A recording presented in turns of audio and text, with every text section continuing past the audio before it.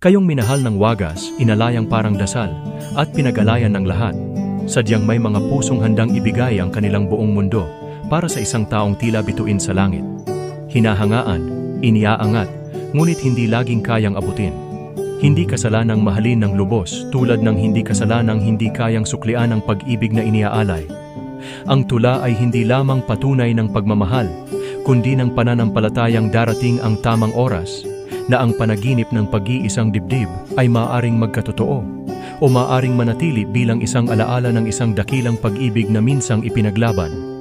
Sa inyo na naging inspirasyon ang ganitong klase ng pagmamahal, salamat sapagkat kahit sa ditiyak na kapalaran, may pusong natutong magmahal ng walang hinihinging kapalit.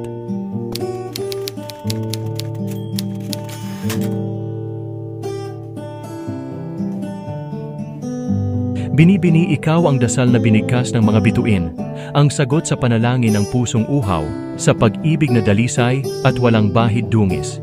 Sa bawat gabi, nananatili kang pintig sa aking dibdib, isang larawang di mabura sa isip, parang birheng nakaluklok sa altar.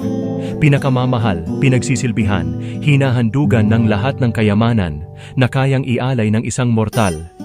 Binibini, sa iyo ko iniaalay ang bawat patak ng pawis at panalangin, ang bawat patak ng luhat hangarin.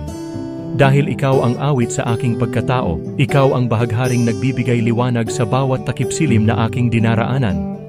Ngunit pagsapit ng umaga, ako'y napabalikwas, at doon ko napagtantong panaginip lang pala ang lahat. Ngunit kahit ganun, hindi ito dahilan upang lumuhod lamang sa anino ng kawalan. Dahil ikaw, binibini, ay nananatiling panalangin.